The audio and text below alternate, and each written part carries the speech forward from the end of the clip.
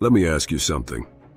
Have you ever sat there knowing exactly what you should be doing, but instead you scroll, you drift, you delay? You have this picture in your head, a life that feels free, powerful, maybe even extraordinary. And deep down, you know you're meant for more. You feel it, but still you don't move. And maybe you've started to wonder, am I just lazy? But here's the truth. You're not lazy. You're stuck. There's a difference. What you're experiencing isn't a lack of ambition.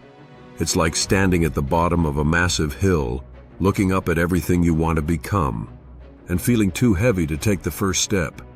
So instead, you stay still. You distract yourself with noise. You chase quick hits of comfort just to avoid the weight of starting. And then it hits you, that quiet guilt. Not the loud, dramatic kind. It's more like an itch under your skin. Because part of you knows you're wasting time you'll never get back. But the worst part? That guilt doesn't wake you up.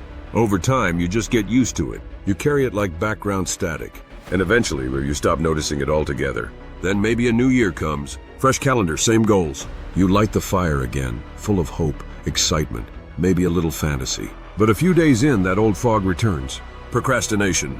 It's like that one relative who shows up uninvited and never leaves. At first, it's annoying. Then it becomes normal. And suddenly, you're back where you started, telling yourself the same story.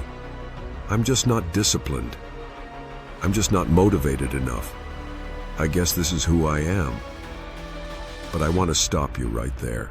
Because that story? It's not true. The real reason you're stuck has nothing to do with who you are, and everything to do with something far more basic: inertia. It's a principle from physics. An object at rest stays at rest. An object in motion stays in motion, unless something pushes it. This applies to your goals just as much as it applies to planets and pendulums. When you're still, starting feels like pushing a boulder uphill. Impossible, heavy, overwhelming. So your brain looks for the exit. It craves easier rewards. And suddenly you're neck deep in YouTube, snacks, or endless to-do lists that lead nowhere. But here's what I finally learned. You don't need motivation to break the cycle. You just need momentum. The first push is the hardest. So make it as small as humanly possible. Don't say, I'm going to write 3,000 words today. Say, I'll open the document and type one sentence. Just one. Because once you start rolling, even a tiny movement generates speed. And speed leads to rhythm. And rhythm is where the magic happens. Try the 2-minute trick. Don't commit to an hour. Commit to 2 minutes.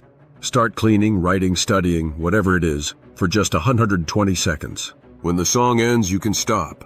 But chances are you'll keep going. Because once a wheel is turning, it wants to keep turning.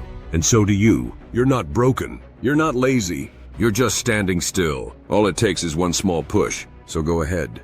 Take it. Not tomorrow, not next week. Now, the rest will follow.